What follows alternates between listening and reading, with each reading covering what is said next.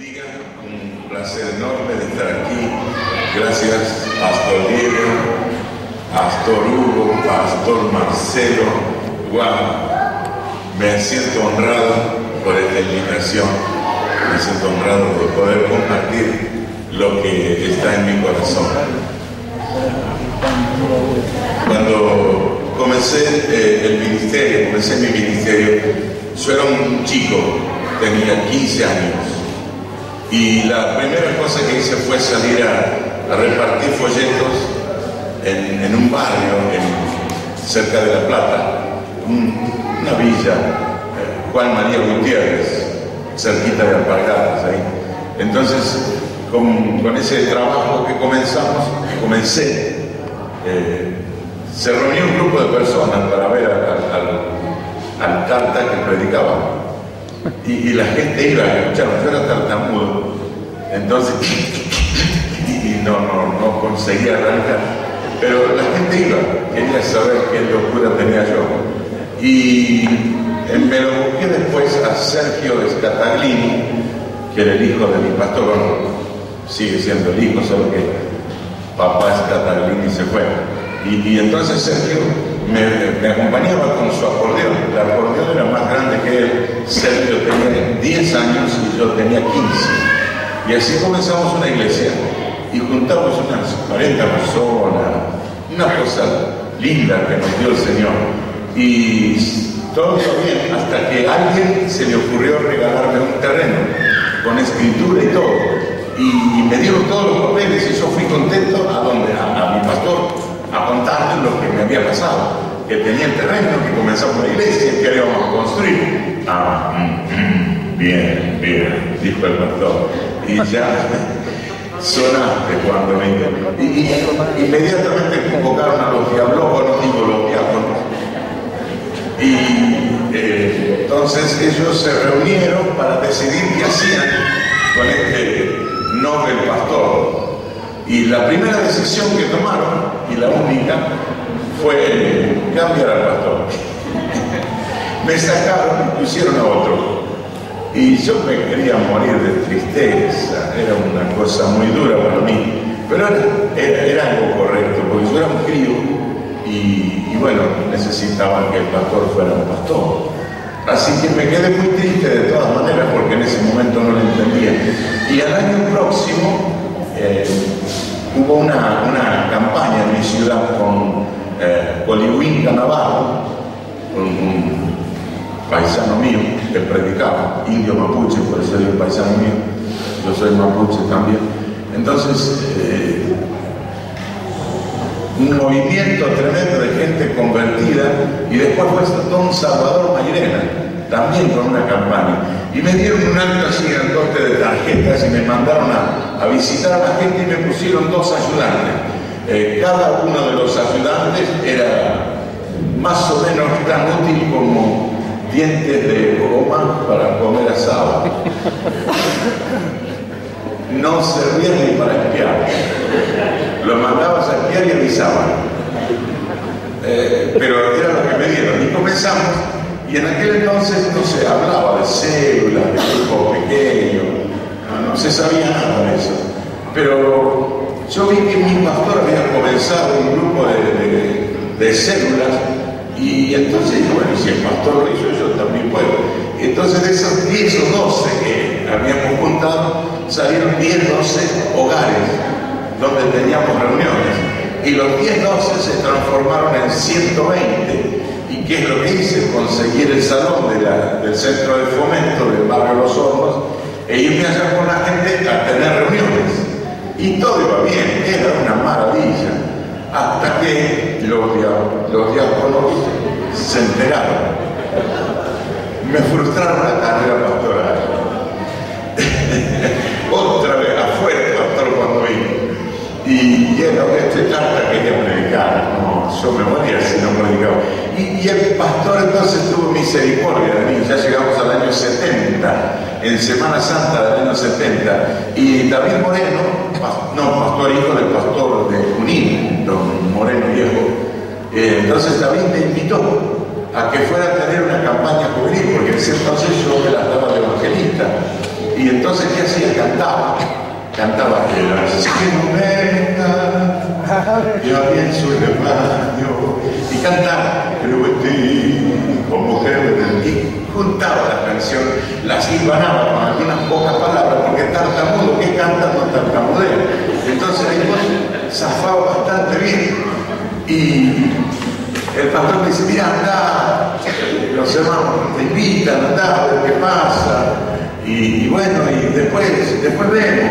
Si te surge alguna invitación, avísame y las consideramos y vemos.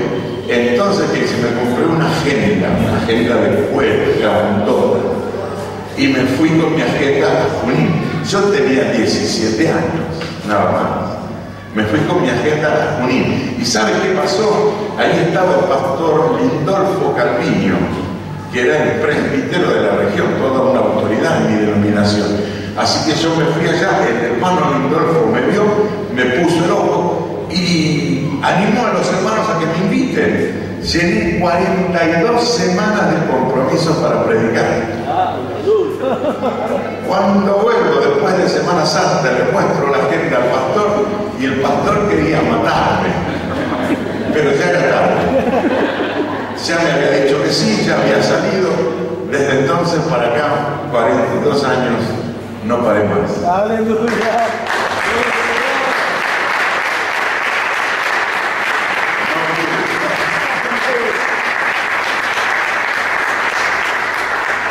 Y de verdad les digo, lo intenté, pero no pude.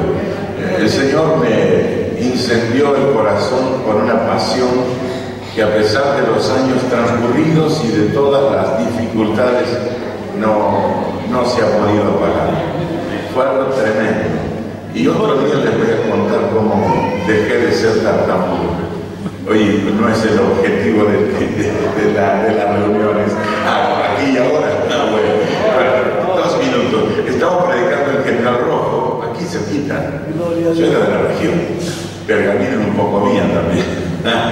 Estaba predicando en General Rojo, también de esas campañas juveniles, porque claro, no era normal que un pibe predique.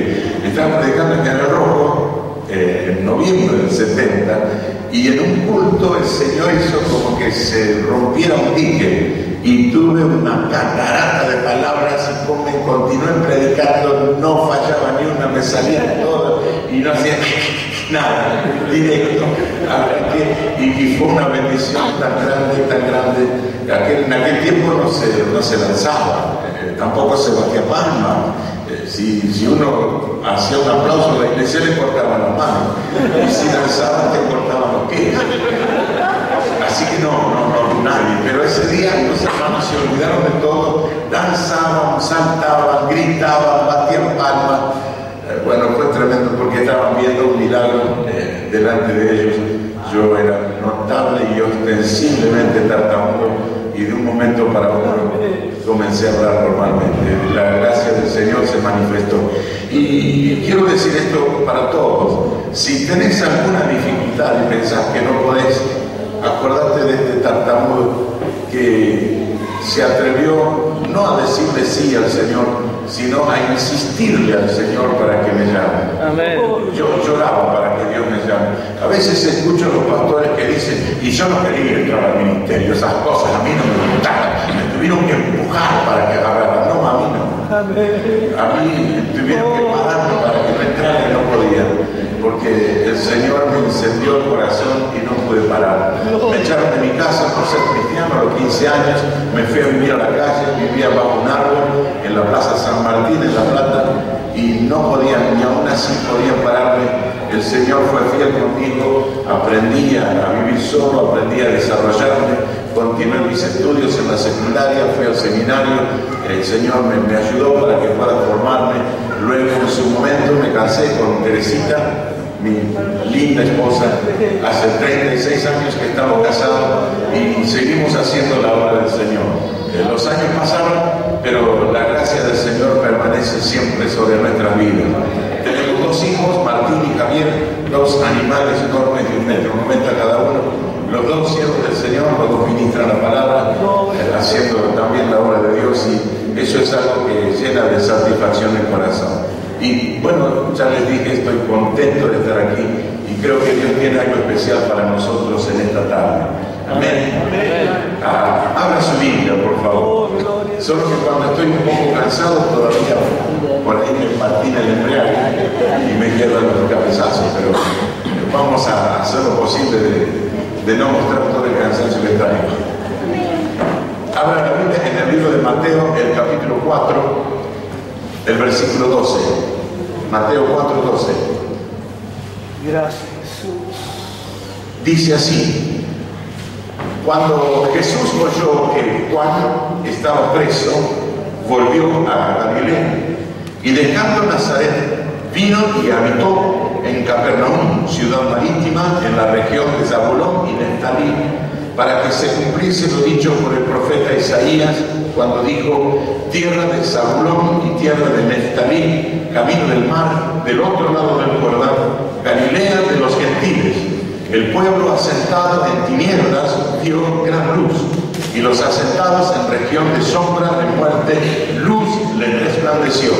Desde entonces comenzó Jesús a predicar y a decir: arrepentíos, porque el reino de los cielos se ha acercado. Y Padre, rogamos en el nombre de Jesús que nos hables en esta tarde, que ministres a nuestro corazón, que se abra en nuestra mente la perspectiva de tu palabra para darla a conocer. Háblanos profundamente, Señor, te lo ruego en el nombre de Jesús. Amén y amén. Gloria a Dios. En el año 1999, se estaban graduando mis hijos en el seminario y entonces mi esposa y yo vinimos a Argentina para estar con ellos. Estábamos viviendo en Estados Unidos y vinimos para estar con nuestros hijos con motivo de su graduación y acompañarlos, porque es toda una fiesta, es una cosa muy especial cuando los chicos y no tan chicos se gradúan para comenzar su ministerio, y para nosotros eran nuestros hijos, así que lo más precioso que teníamos, habían comenzado a desarrollar sus alas y queríamos estar con ellos. Y estando en el seminario ya se acercaba el año 2000 y se acercaba el año 2000 y todo el mundo estaba loco porque decían que comenzaba el nuevo siglo y ahora todo va a ser distinto, y cómo será. Y se acercaron unos chicos que tenían a su cargo la redacción de una revista, la revista Edifiquemos, y me pidieron que escribiera un artículo sobre evangelismo en el siglo XXI. Y yo les dije: ¿y vos querés que yo diga lo que pienso? Sí, hermano. Bueno, agarraste, entonces te voy a escribir. Y llegado a casa comencé a escribir, les envié la nota que salió para ese mes de enero del año 2000. Y esa nota transformó no solamente las ideas mías, pero transformó mi corazón de una manera especial, porque Dios usó esa palabra que estaba adentro de mi corazón para modificar toda mi estructura. Yo era un evangelista, lo sigo siendo, un evangelista apasionado, pero queríamos ver algo más en nuestras cruzadas que simplemente las multitudes viniendo para ser sanadas, transformadas. Queríamos ver algo más, y ese algo más es que queríamos verlas en la iglesia, tener una campaña con miles de personas y luego pasar al año siguiente y no encontrar a nadie en la iglesia. Es una cosa dolorosa. Evangelismo que no llena la iglesia de gente no es evangelismo bíblico. El evangelismo bíblico llena la casa del Señor. Y bueno, ese es otro tema que otro día lo voy a compartir. Pero así que con esa idea yo me puse a investigar en la palabra para buscar una respuesta de Dios para la situación que atravesamos. ¿Cómo será el evangelismo en el próximo siglo? Así me preguntaban, y yo les dije que evangelismo para el siglo XXI y para todos los siglos que el Señor nos permitiera vivir tenía que ver con una manifestación de la vida de Dios en nuestras vidas. Y si Dios no se manifiesta en nuestras vidas, no habrá evangelismo. Tendremos propaganda, haremos marketing, tendremos como decimos ahora, pirámides, pero nunca tendremos evangelismo. Evangelismo constituimos parte de una experiencia real con Dios que manifestamos en nuestro diario vivir y hacemos que la gente se contagie de aquello que nosotros hemos recibido. Amén. Entonces voy a compartir esta palabra plenamente. La primera cosa que resalta es que Jesús tomó una decisión a partir de un hecho. El hecho fue el apresamiento de Juan. Juan el Bautista estaba predicando, anunciando, él era la voz en el desierto, él era el que preparaba el camino del Señor, y Jesús tenía un alto sentido de propósito en su vida. Él vivía para que el propósito de Dios se cumpliera. Y tal vez usted va a decir, sí, pero él era Jesús. Ajá, era Jesús. Y precisamente por ser Jesús, él se anonadó, se hizo nada. Él se negó a sí mismo, se negó a vivir como Dios para vivir simplemente como un hombre común y corriente, mortal, expuesto a todas las cosas que cualquier otra persona puede experimentar. Y Jesús, así como era, absoluta y perfectamente hombre, entendía que había un propósito de Dios para su vida. Y es importante entender el principio del propósito. ¿Para qué estoy aquí? ¿Cuál es la razón de estar parado en este lugar? Jesús lo entendía y él entendió que en ese momento era la hora de poner el reloj en marcha que indicaba el tiempo de su manifestación pública. Dice que volvió a Galilea. ¿Y dónde fue? Dejó Nazaret y vino y habitó en Capernaum. Es interesante estudiar un poco la geografía de aquel lugar. ¿Qué era Capernaum? ¿Qué era Galilea? Galilea era el lugar donde vivían los paganos, pero no eran paganos solamente, era una mezcla de gente que vivía allí, de distintas culturas, distintas confesiones de fe, que habían llegado a ese lugar y estaban viviendo, pero eran herederos de una historia. En ese lugar fue un lugar donde ministraron personas muy especiales. Pero miren lo que sucedió. Ahora la gente de ese lugar, a pesar de toda la experiencia pasada, en el presente estamos viviendo un tiempo terrible. ¿Cuál es ese tiempo terrible? Dice que vivían asentados en tinieblas. Y otra cosa más, asentados en región de sombra de muerte. O sea que la gente estaba viviendo en el peor de todos los lugares. Y yo quiero que usted tome en cuenta que Jesús fue a ese lugar para comenzar su ministerio. Él fue a comenzar su ministerio. Si nosotros hoy vamos a comenzar el ministerio, no escogeríamos el peor barrio de la ciudad o la peor ciudad de nuestro país, sino escogeríamos un lugar que mostrara adecuadamente el nivel y el potencial. Haríamos casi hasta un estudio de marketing. En otro tiempo se le llamaba abiertamente un mapeo, ahora que es palabra prohibida, pero para saber qué es lo que hay en esa ciudad. Y entonces, si hay gente de esa calaña, no vamos, porque el ministerio del Señor es una cosa digna. Y le metemos todos esos embustes ministeriales que hemos inventado en este tiempo para decir que no voy. Pero Jesús fue al peor de todos los lugares. Escogió el peor terreno, la peor situación. ¿De dónde salió? De Nazaret, su ciudad natal, y fue a Capernaum, al peor de los lugares. ¿Qué tenía que hacer allí? Poner en práctica las obras de Dios. Alguien le dijo cierta vez a Jesús: Maestro, ¿qué tenemos que hacer para poner en práctica las obras de Dios? Y el obrar de Dios es misericordia, es amor, es perdón, es salud, es prosperidad, es vida nueva. ¿Qué tenemos que hacer? Jesús fue a un lugar a poner en práctica las obras de Dios. Y si nosotros queremos ver cómo es la obra de Dios, tenemos que ver cómo comenzó Jesús. En el peor de los lugares, asentados en tinieblas, asentados en región de sombra de muerte. Y dije, nunca nadie había ministrado allí. Nosotros pentecostales diríamos, sí, seguramente nunca hubo un ministerio pentecostal firme, con señales, prodigios, maravillas, que mostrara el poder de Dios y la gente se quedara prendida con el Señor. Estamos equivocados. Sí lo hubo. El ministerio más pentecostal de todo el Antiguo Testamento se desarrolló prácticamente en un 100% en esa región. ¿Y quién lo llevaba adelante? Elías. ¿Quiere más pentecostal de bien? Dice, si el Jehová es Dios, descienda fuego. Guau, ¿y cómo hacemos barullo los pentecostales? Parece, ¡oh! Y hasta cantamos, el día pidió fuego y el Señor mandó. Y algunos cantamos, Señor, manda fuego. Yo digo, no, Señor, no lo hagas caso. Ese no sabe lo que pide. Así que fuego tuvieron, milagros ocurrieron, señales, maravillas, prodigios, y después vino Eliseo que dijo, Señor, dame una porción doble de este fulano, y tuvo el doble. El doble de milagros ocurrieron en la vida de Eliseo. Así que milagros hubo. Y el resultado, asentados en tiniebla, asentados en región de sombra de muerte.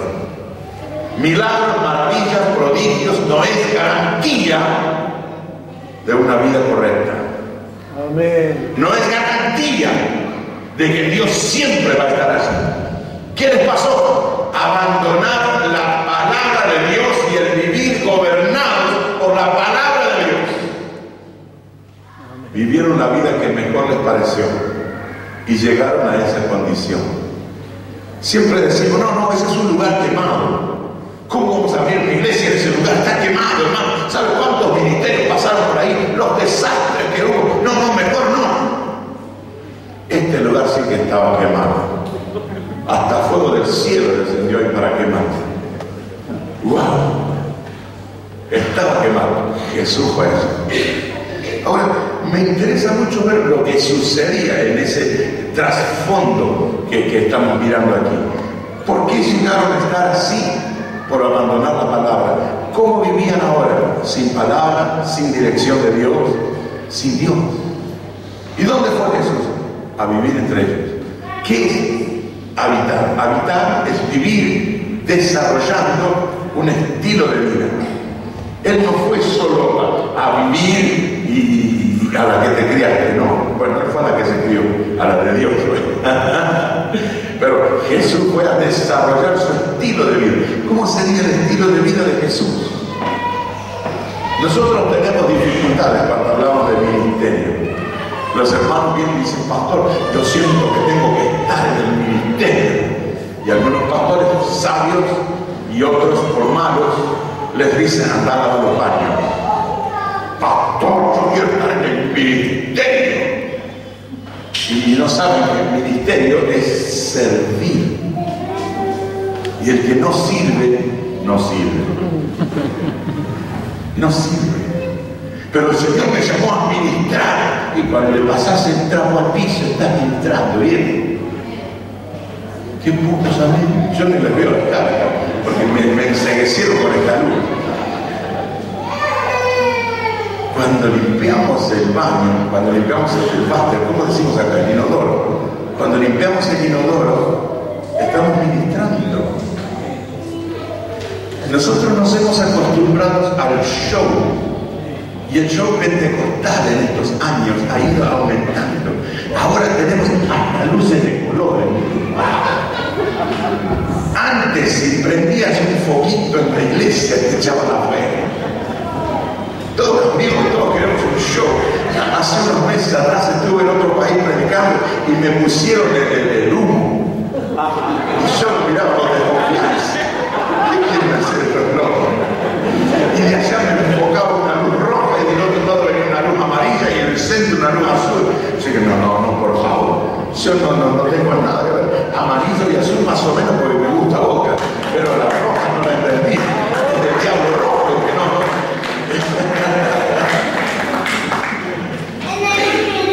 Nosotros pensamos que ministerio es show, pero ministerio no es show, ministerio es servicio. Y si queremos aprender a hacer las obras como el Señor las hizo, tenemos que aprender a servir. Jesús fue allí y sirvió. ¿Cómo lo hizo? Él era carpintero de oficio, profesión humana, porque era hijo de carpintero. Y en aquel entonces el oficio se pasaba de padres a hijos. Así que don José le tiene que haber enseñado a Jesús cómo hacer muebles. Y el que sabe hacer un mueble sabe reparar la pata de una silla, la pata de la mesa o la pata del catre. Sabe hacerlo. Y Jesús estaba y se hizo amigo de la gente. Seguro que iba por ahí y se sentaba a tomar mate con un vecino. No tomaba mate. Se la perdió Jesús, esa no sabía. Se hizo amigo de la gente. Y, ¿qué le pasó a tu mesa, che? No, no era argentino tampoco. Le reparó la mesa, le reparó la cama, le reparó la silla, le reparó esto, aquello, ayudó. Un día, no, Jesús, hoy tomar mate, sabes que estamos preocupados, mi nena está enferma. No, mira, sí, está enfermo. Señor, sálvame. Seguro que no hizo esas oraciones que nosotros hacemos, esas oraciones para el público, ¿no? ¿Se acuerdan cómo son? Las hacemos siempre, ¿no? Amantísimo Dios, que moras en la bóveda celeste, rodeado de miríadas de ángeles, arcángeles, todopoderoso Dios. Y la gente dice, vamos a... Y Jesús dice, ya tienen su recompensa. No va a haber respuesta. Eso quiere decir, ya tienen su recompensa. Porque cuando te empiezan a aplaudir por la oración que haces, ya está, lo que buscabas lo tenés, el aplauso. Así que ya está. Así que si gracias Señor contestaste mi oración, me aplaudí. Puedes decir amén, que es gratis. Yo ya arreglé, yo le dije a Víctor, los amén no los cobro. Gloria a Dios tampoco, aleluya también, es gratis. Así que lárguese tranquilo. Amén, gloria a Dios. Así que Jesús estaba allí ayudando, ministrando, sirviendo. La gente estaba maravillada al ver lo que Jesús hacía. Una cosa aquí y otra allá. ¿Y qué sucedió? Lo que dice el pasaje, dice que vieron gran luz. ¿Dónde vieron la luz? En el vivir de Jesús. Nosotros hoy cuando queremos mostrar gran luz, ponemos cruzacalles de esas lamparitas de múltiples colores, con un cartel abajo y nuestro nombre, con luces centellantes, así la gente ve la luz. Pero cuando nos miran, ven tinieblas. Hoy estamos confiados en el marketing, la publicidad, la propaganda, y no vivimos el Evangelio. La sencillez del Evangelio, la sencillez de una vida cambiada.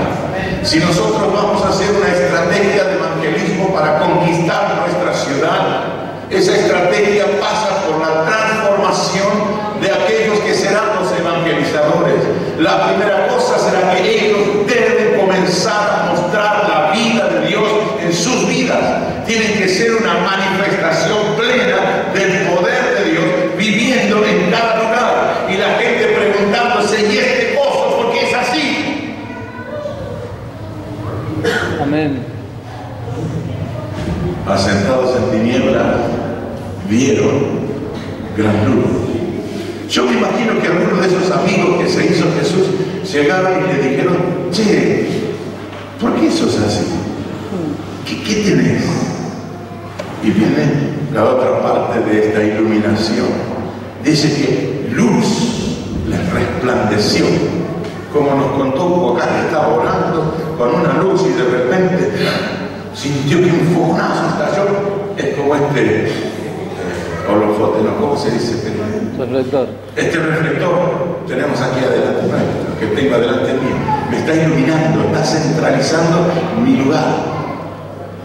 Aleluya. Eso sucedió. Ahora, ¿cuándo sucedió esa iluminación así de repente, tremenda? Cuando Jesús comenzó a predicar.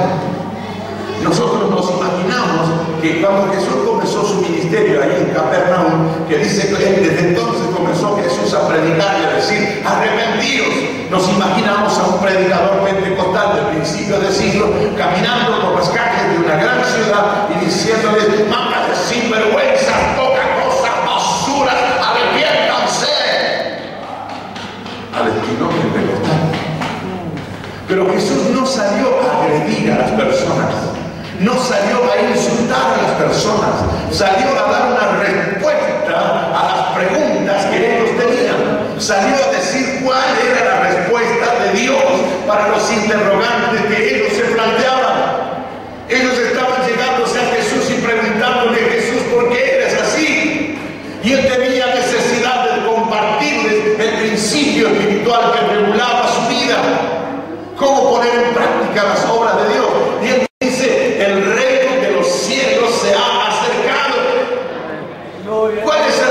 los cielos. El reino de los cielos es un rey y es un súbdito, uno que obedece al rey. Entonces, si hay rey y hay súbdito, hay reino. Aleluya. Ahí es donde se manifiesta la vida de Dios. Amén. Amén. Ahí es donde se manifiesta la vida de Dios. Y es el tiempo para nosotros de hacer un cambio en nuestra manera de ver la vida de Dios. Ministerio no es show. Ministerio es un servicio a las personas.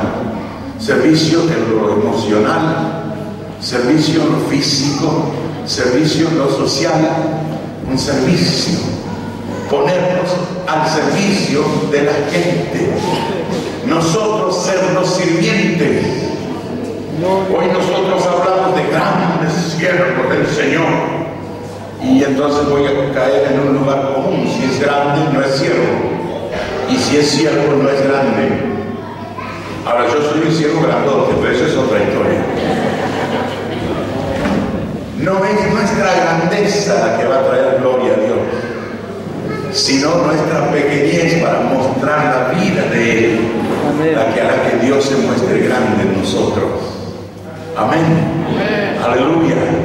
Entonces lo tenemos a Jesús anunciando el Evangelio del Reino y llamando a la gente a un cambio. Se han escrito tantos libros sobre la palabra arrepentimiento que, sin exagerar, creo que cabrían en esta sala, y aún esta sala sería insuficiente para contenerlos.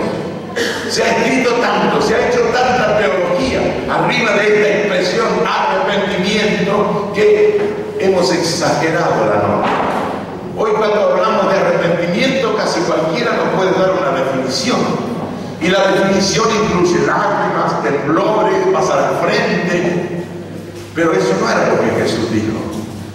Jesús no les estaba diciendo a los habitantes de Capernaum: tienen que pasar al frente en la iglesia el día de la cena del Señor y entonces llorar amargamente por todos sus pecados y al fin. No. Jesús dijo simplemente: cambien, cambien, cambien, cambien. Es necesario un cambio. No les digo, Jesús, oren para que Dios produzca el cambio.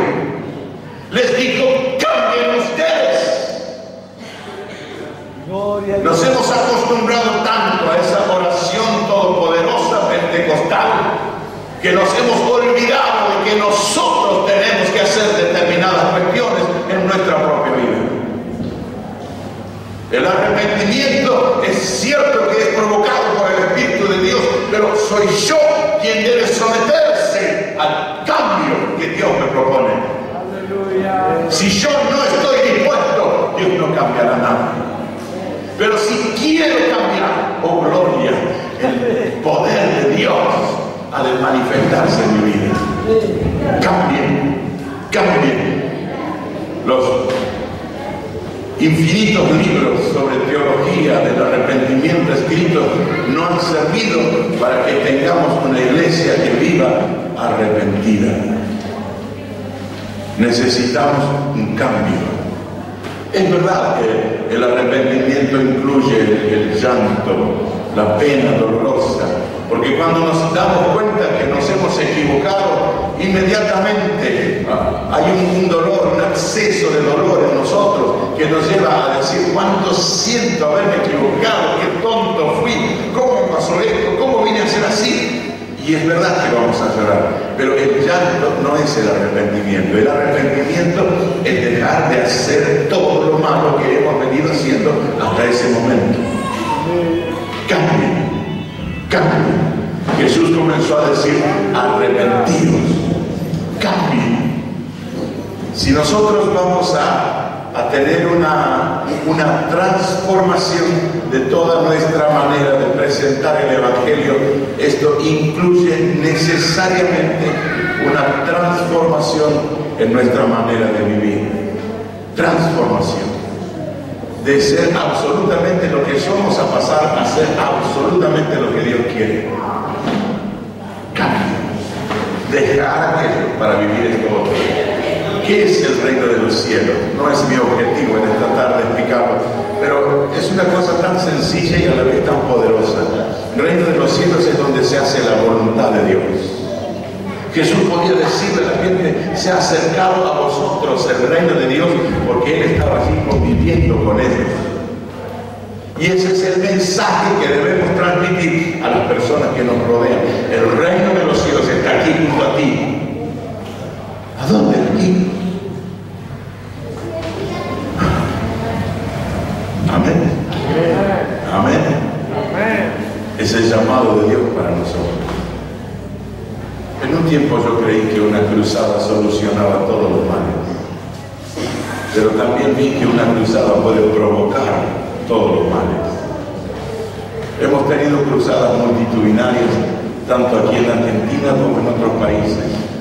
Viajamos por mucho tiempo con un equipo de personas a nuestro alrededor, con carpas, luces, sonido, qué sé yo, toda esa parafernalia que pensábamos que era imprescindible, hasta que nos dimos cuenta que la única manera de hacer evangelismo es a través de la iglesia, no ocupada de un evento, sino ocupada en vivir la vida de Dios en una ciudad.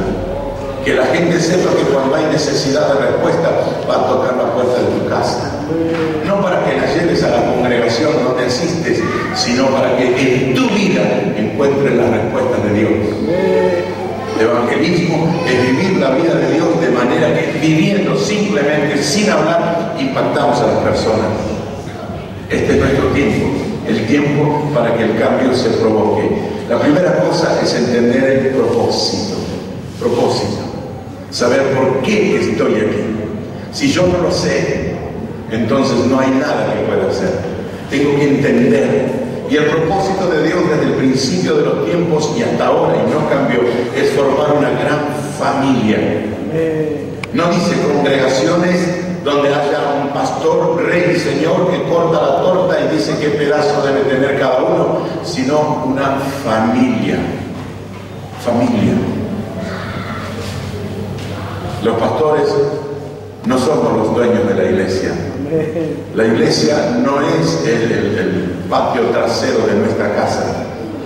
La iglesia es del Señor. Las personas son del Señor y nosotros sus sirvientes por la gracia de Dios. Somos los empleados domésticos de los hermanos. A veces los pastores nos sentimos que somos señores, pero Jesús dijo: desde el principio de los tiempos hasta ahora, las naciones sufren violencia y los hombres se enseñorean de ellas, mas entre vosotros no será así. No somos señores, somos siervos. Dijo el apóstol Pedro que tenemos que gobernar la iglesia de Dios. ¿Cómo? Con ánimo pronto. Es decir, dispuestos a servir, porque somos siervos y no señores. Y eso es simplemente entender el propósito. La segunda cosa que tenemos aquí es un pueblo en tinieblas, sin luz, que debe ser impactado no por las grandes cruzadas que realicemos, sino por nuestra sencilla manera de vivir. Una nación impactada por los cristianos que viven en ella, no porque llenan la ciudad de carteles anunciando el Evangelio, sino porque viven el Evangelio. La tercera cosa notable es que el objetivo de nuestra predicación con la vida es lograr que en la gente haya un cambio. La gente necesita cambiar, está desesperada por cambiar, vive ansiosa por cambiar. ¿Y cómo es que ellos van a lograr ese cambio? Viniendo al Señor. Si no, nunca será posible cambiar. ¿Y cómo van a cambiar? Mirando el modelo. Ellos van a mirar el modelo, se van a espejar y van a darse cuenta: necesito cambiar. Y la cuarta cosa es: nuestra predicación incluye el reino de Dios. Eso es lugar donde se hace la voluntad de Dios. Es increíble que Jesús, hasta cuando enseñó a orar, habló del reino. Padre nuestro que estás en los cielos, santificado sea tu nombre, venga tu reino, hágase tu voluntad. El reino es donde se hace la voluntad de Dios. Esto es evangelismo hoy, el mismo evangelismo de ayer, pero que ayer nos olvidamos de hacer. Y es tiempo para que comencemos a hacerlo hoy, en el nombre del Señor. Amén. Amén. Gloria a Dios. Vamos a orar.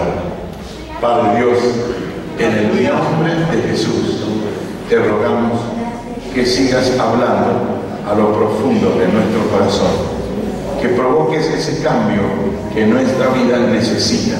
Señor, que en todo y por todo tu nombre sea glorificado. Te lo rogamos, Señor, en el nombre de Jesús. Amén. Amén. Pónganse de pie, por favor. Pónganse de pie. A mí me dijeron que tenía 2 periodos, ¿sí? Entonces ya pasó uno y ahora voy a comenzar el otro. Así que levante sus brazos arriba, levante los dos. Respire así profundo. Eso, y suelte el aire despacito. Y vaya bajando sus brazos. Ahora, nuevamente arriba.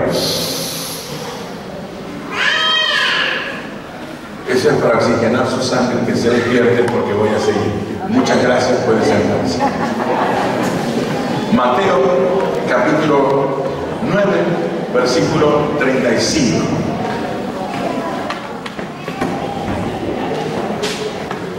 Qué lindo que pusieron la luz. Que si pretende que me calle, hermano, no lo vamos a seguir. Apague el sonido. Esta es mi vez. Muchas gracias, muy amable. Dios lo bendiga.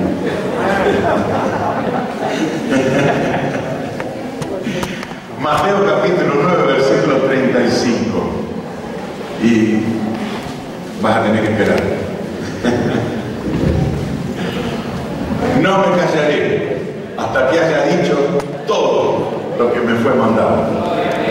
Amén.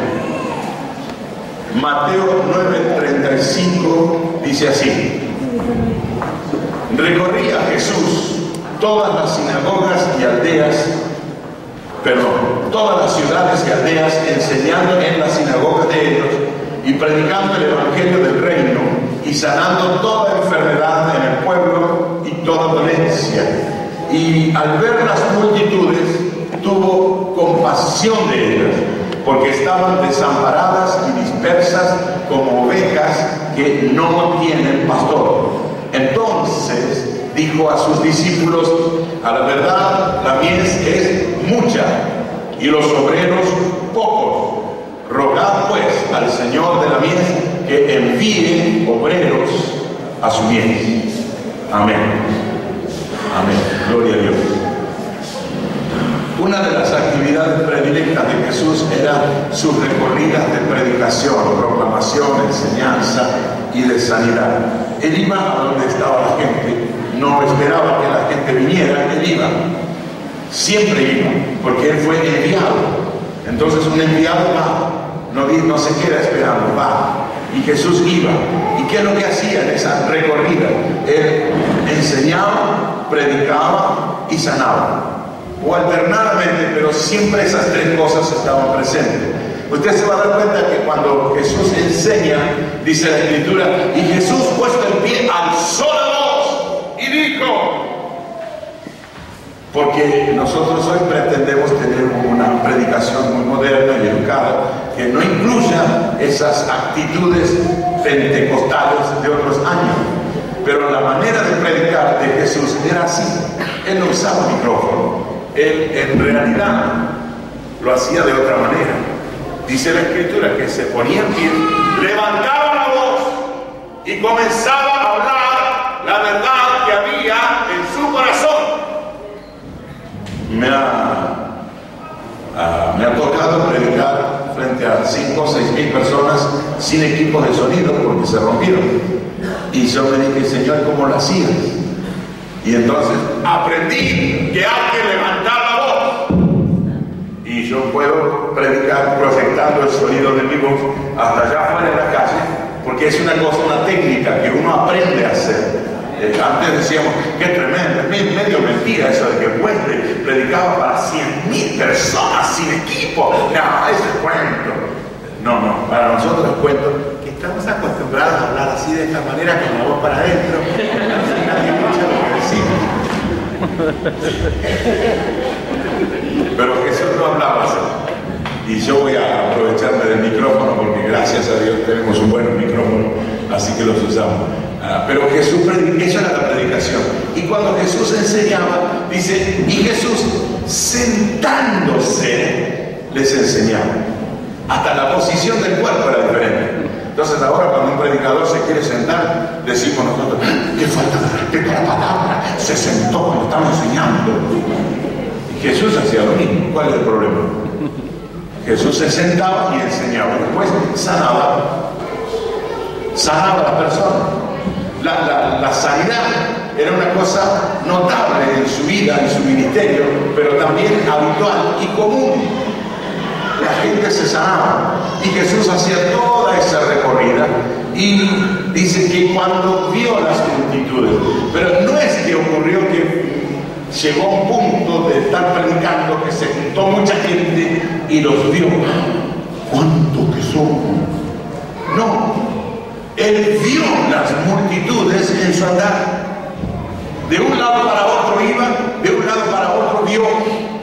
Y cuando nosotros vemos, algo ocurre en nuestra vida. Nadie que ve puede permanecer indiferente a lo que ha visto. Una cosa es mirar. Nosotros miramos sin ver, así como oímos sin escuchar. Pero Jesús vio. Este ver tiene que ver con visión, ver las cosas.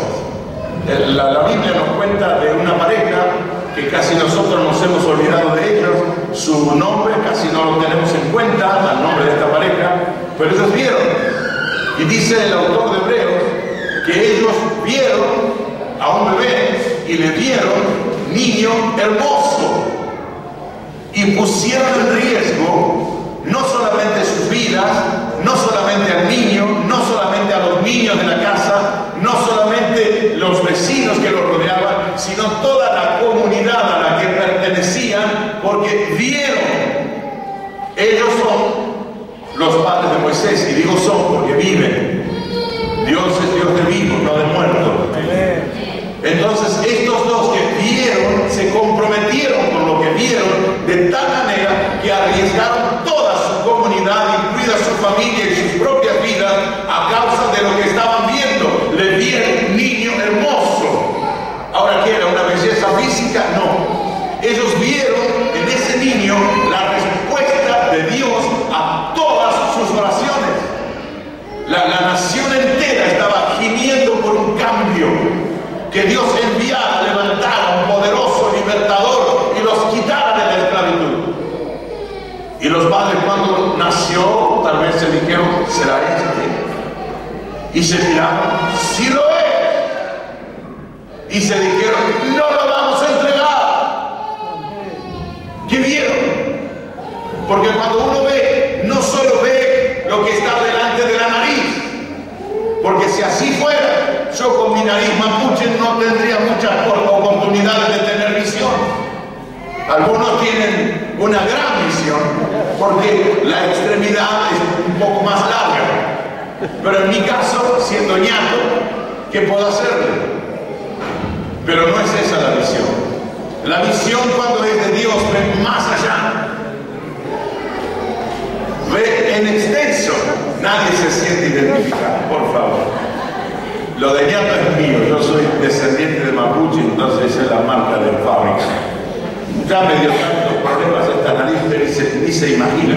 Yo me pasaba horas siendo adolescente frente al espejo, tirándome la nariz. Nada, no pasó. Así que no se preocupen, chicos, chicas. Chao, el botón que te dieron ahí te queda. Así que los padres de Moisés se atrevieron a ver. Y en su visión ellos vieron mucho más allá de la vida de su niño. Ellos vieron a la nación de Israel libre. Vieron que de la nación de Israel venía el Mesías. Vieron en la venida del Mesías la respuesta para la raza humana. Vieron que por la venida del Mesías nacía la iglesia. Aleluya. Y cuando vieron la iglesia, creyeron y bebieron. Amén. Ver es algo mucho más allá del día presente. Es ver la grandeza de Dios manifestada para lo que viene. Aleluya. Gloria a Dios. Oh, gloria. Y Jesús vio las multitudes. Él las vio. ¿Con quiénes había tratado? Prostitutas, lesbianas, homosexuales, ladrones, sinvergüenzas de todo tipo, pecadores. Pero Él les vio así. No. Y ya vamos a volver sobre el asunto. Él los vio, pero los vio con sus ojos, con su mirada. Bendito sea el Señor. Dice que cuando las vio tuvo compasión de ellas. Esta palabra compasión es algo que toca profundamente mi sentido. Compasión tiene que ver con un agudo dolor en las entrañas, en las vísceras. Es como cuando decimos que se nos retuercen las tripas de dolor por alguien. Es algo que nos pasa adentro. No tenemos explicación. Es un nudo que se te hace y que comienzas a llorar y no puedes explicar por qué, pero algo está pasando adentro.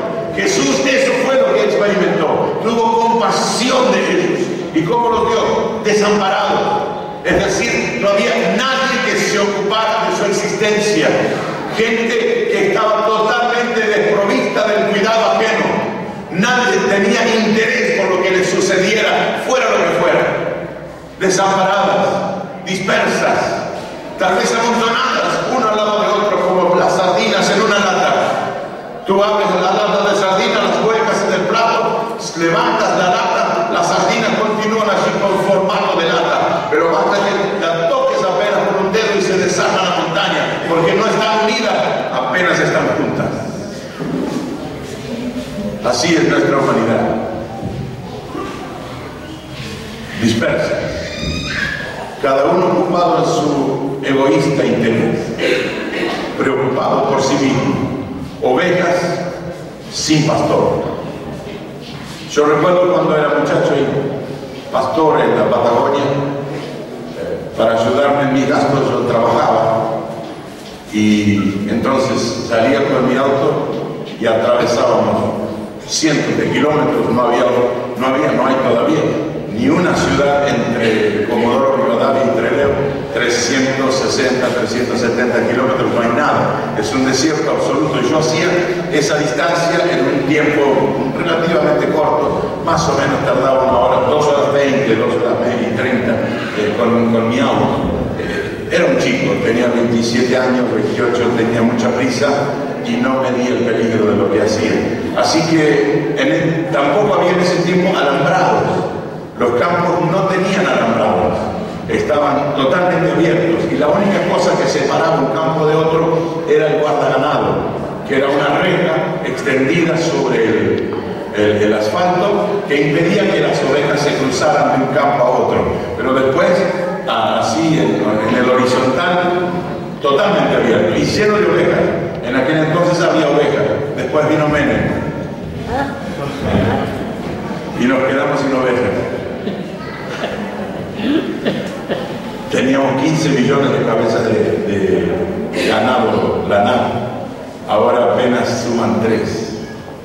Menem lo hizo. Así que aprovechaba el auto y iba fuertísimo para él y las ovejas se cruzaban. Y yo aprendí a matar ovejas sin que se me rompa el auto. Iba a toda esa velocidad, 180 kilómetros, 190 era la velocidad normal. Si iba a esa velocidad por la ruta y cuando veía que la oveja se acercaba, en realidad yo me acercaba a la oveja, apretaba el freno y el auto era una lancha de esos, un Dodge Polar. Entonces apretaba el freno y el auto bajaba la trompa hasta el piso. Y cuando ya estaba cerca de la oveja, apretaba el acelerador y el auto saltaba por arriba y pasaba por arriba de la oveja.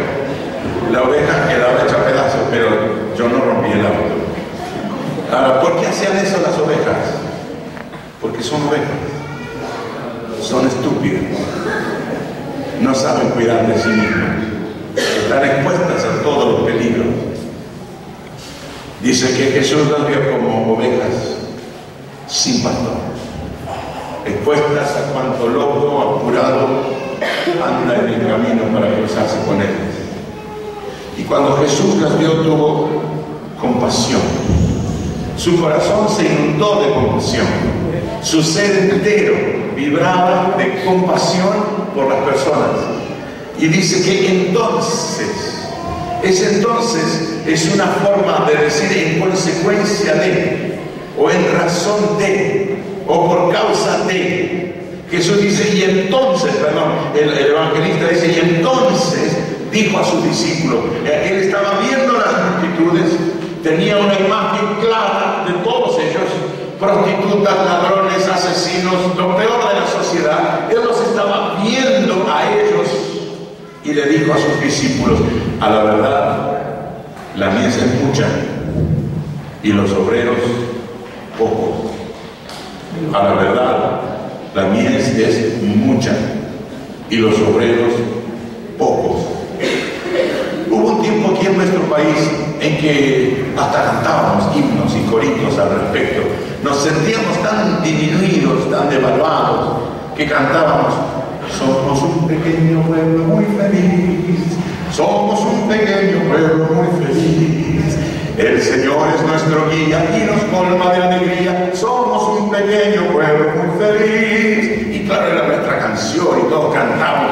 Pero en ese tiempo, cuando creíamos que éramos tan pocos, yo recuerdo que mi primer pastor, don Carlos Naranjo, me daba una caja que había construido para los predicadores de 80 centímetros de ancho, 30 centímetros de profundidad y una altura de 40 centímetros, y adentro con la lata, famosa lata, donde usábamos como corneta para predicar. Así que agarramos la lata, nos subíamos arriba de eso y comenzamos a predicar. Yo era tartamudo, así que imagínense pero ahí estábamos haciendo lo posible con esa lata, porque sentíamos que éramos pocos y había muchos que ganar, y ganábamos las calles. Yo recuerdo que en aquel tiempo se juntaba la gente a ver al payaso tartamudo que quería predicar, y él me había hecho un sermoncito escrito que más o menos sería como media hoja escrito. Entonces yo lo leía, lo aprendí de memoria, y luego arriba de la plataformita y a gritárselo a la gente a como yo podía. Y luego don Carlos tomaba el micrófono y predicaba él. Ese sermoncito lo daba en un minuto y medio. Yo tardaba 8. Por obvia razón. Así que don Carlos predicaba y la gente se convertía. Siempre había 8, 10, 15 personas entregándose al Señor, porque la gente venía. Sentíamos que éramos pocos y había mucho para ganar. Luego nos dijeron: somos grandes, poderosos, tremendos, somos la iglesia del Señor. ¿Cómo que somos pocos? ¿Qué es eso? Somos muchos, somos tremendos, somos poderosos. Y dejamos de predicar. En el año 89, el CONICET hizo una estadística sobre la cantidad de evangélicos. CONICET es un instituto muy serio. Éramos en aquel entonces 6.900.000 personas cristianas en Argentina. Allá por el 2004 se hizo uno nuevo, CONICET también. No llegamos a los 4 millones. Perdimos casi 3 millones en el camino. Los perdimos. Todavía seguimos cantando que somos muchos.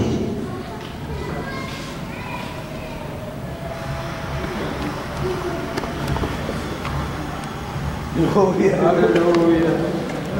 Aleluya. Gloria. Gloria a Dios. Pero la verdad sigue siendo la que Jesús enseñó. La mies es mucha y los obreros pocos. Cuando necesitamos volver a la urgencia de dar a conocer el Evangelio. La gente que no tiene a Jesús no solamente no tiene casa, no solamente no tiene auto, no solamente no se compra ropa nueva, no solamente tiene problemas financieros para llegar a fin de mes, no solamente todas esas cuestiones terrenales les pasan, sino que además tienen un alma. Y dice la Biblia que aquel que no conoce a Jesús irá a un lugar que se llama horno de fuego, el infierno, donde el fuego nunca se apaga y el gusano de ellos nunca muere. El infierno es real. La mies es mucha, los obreros pocos. Y él está proponiendo soluciones a sus discípulos a causa de lo que ha visto. La primera cosa es una reflexión de lo que sucede. Y dice, la mies es mucha, los obreros pocos. Y la segunda cosa que él dice es la solución para ese problema. Y él dice, rogad al Señor de la mies que envíe obreros a su mies. La primera pregunta que yo tengo es, ¿de dónde iban a salir los obreros? ¿Será acaso que Jesús estaba diciéndoles, oren para que la iglesia del otro Jesús que está allá en la otra esquina le va a llamar, se cierre y vengan los hermanos aquí con la nuestra, entonces vamos a ser muchos obreros? ¿Será que él estaba diciendo, oren para que nos unamos en una super iglesia de esta ciudad y entonces seamos muchos obreros? No existía otra iglesia, no existía otro pastor, solo Jesús. Y obreros, no existían más que los obreros que Jesús tenía, sus 12, sus mujeres, sus hijos, los 70, sus mujeres, sus hijos. ¿Cuántos serían? 250 más o menos, un cálculo no exagerado, me daría unas 250 personas. Y personalmente yo creo que todos eran obreros. Porque Jesús dijo, rueguen al Señor que envíe obreros. Si los obreros estaban ahí y estaban haciendo lo imposible, ya habían salido los 70, ya habían salido los 12, primero los 70, después. ¿Qué estaba pretendiendo Jesús? ¿De dónde iban a salir nuevos obreros? ¿De dónde? Al ver las multitudes. ¿Qué vio Jesús? ¿Vio prostitutas? ¿Vio lesbianas? ¿Vio ladrones? ¿Vio sinvergüenzas? Obreros. Obreros. Tenemos que cambiar nuestro ojo. Ha sido mi oración de estos últimos años. Lava mis ojos, Señor, para que vean, que puedan ver con tus ojos. Dame ojos como los tuyos, Señor. Obreros. Los obreros no están aquí, están allá afuera. Pero ellos no saben que son obreros. No saben que han sido escogidos para ser obreros. Ellos no saben que fueron perdonados. Toda la vida yo pensé que el perdón era algo que obtenía el día que me arrodillaba e pedía perdón, entonces Dios me perdonaba, pero no es así. El perdón es unilateral, tiene un solo lado, nació del corazón de Dios y Dios desde la eternidad condenó a Jesús a la muerte por causa nuestra y nosotros hemos sido receptores de ese perdón de Dios sin merecerlo, por pura gracia. Y lo que nosotros salimos a decir a la gente es la buena noticia: no te hagas daño, Dios te perdonó, Dios tiene una oportunidad nueva, Dios tiene una vida nueva para darte. Tienes que venir a Jesucristo. Aleluya, gloria al nombre de Jesús. Amén.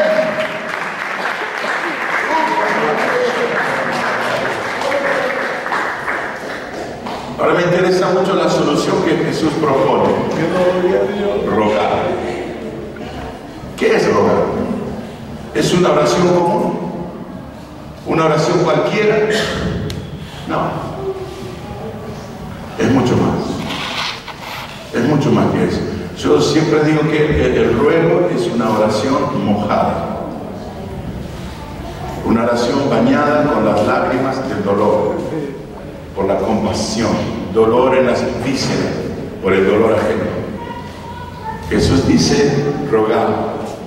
Estaba ministrando a un grupo de pastores en otra ciudad Y yo les hablaba de este rogar y él me dice, uno de los pastores se levanta y me dice, hermano, nosotros estamos orando todos los días a las 5 de la mañana. Yo vengo a este lugar y me arrodillo a orar por los perdidos. Tengo una lista de muchísimos nombres que menciono uno por uno delante del Señor. Y hace años que estamos orando y no veo resultados. Y usted me dice que tenemos que rogar.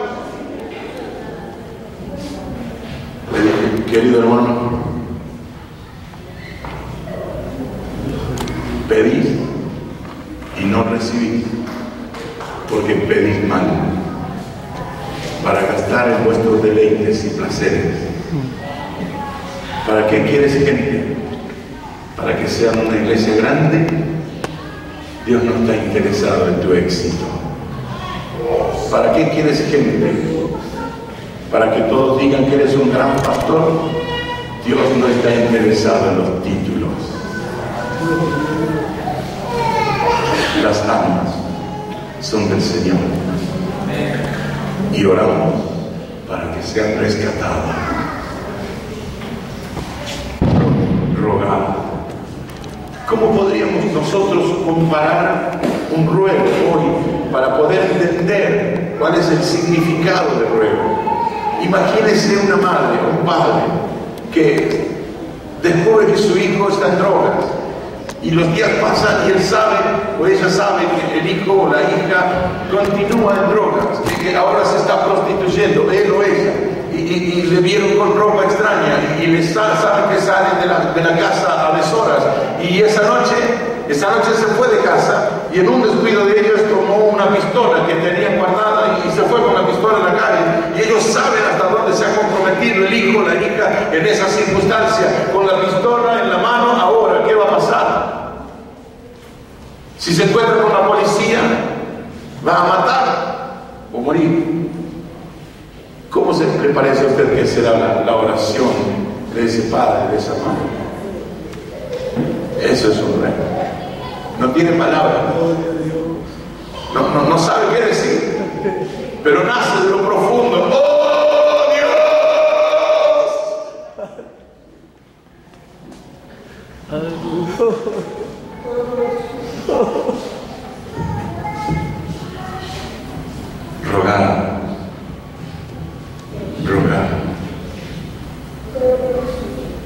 Rogar. Que envíe. Enviar tiene que ver con la disposición. No solamente oramos para que otro vaya, oramos para ir nosotros.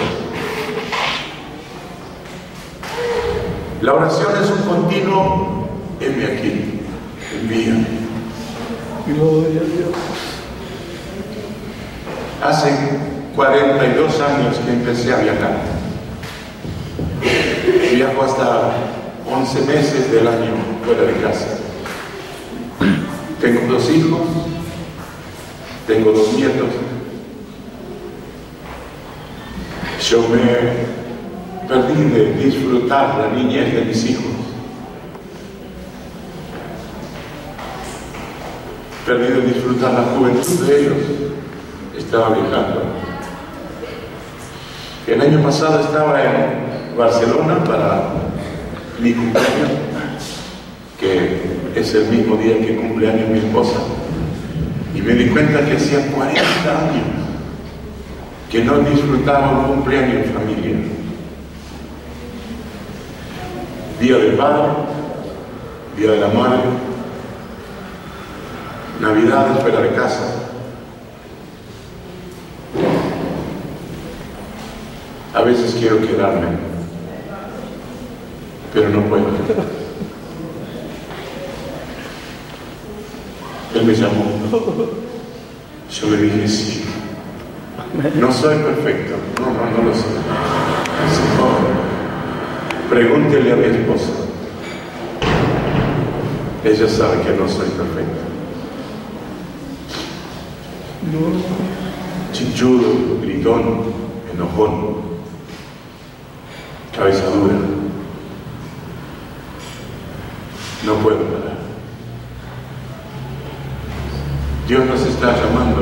nos dediquemos a ganar almas, a despertar la iglesia, a decir que este es el tiempo, que podemos provocar un cambio en nuestras congregaciones, que podemos dejar de trabajar para el show de fin de año, donde traemos a los mejores cantantes, al evangelista más famoso, tenemos una expresión con miles de personas y después cuando pasa el mes nos damos cuenta que estamos llenos de deudas y la iglesia está vacía. Hay algo mejor que esto. Rogar al Señor de la mies que envíe obreros. Envíame a mí, Señor. Envíame a mí. Este es el tiempo. Gloria a Dios.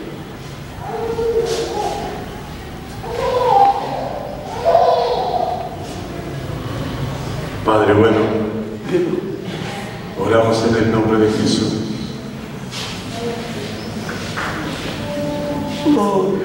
Te pedimos que provoques un cambio, Señor.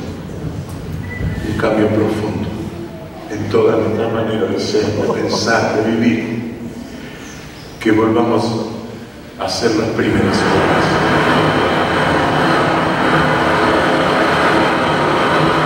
Oh, sí, Señor.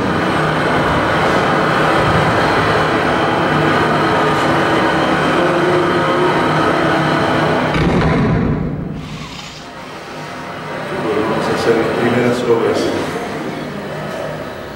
que pongamos en práctica tus planes, tu obra, Señor, que hagamos aquello que tú esperas que nosotros hagamos. Señor, despiértanos. Somos tu iglesia, tu amada iglesia. Despiértanos, Señor. Despierta.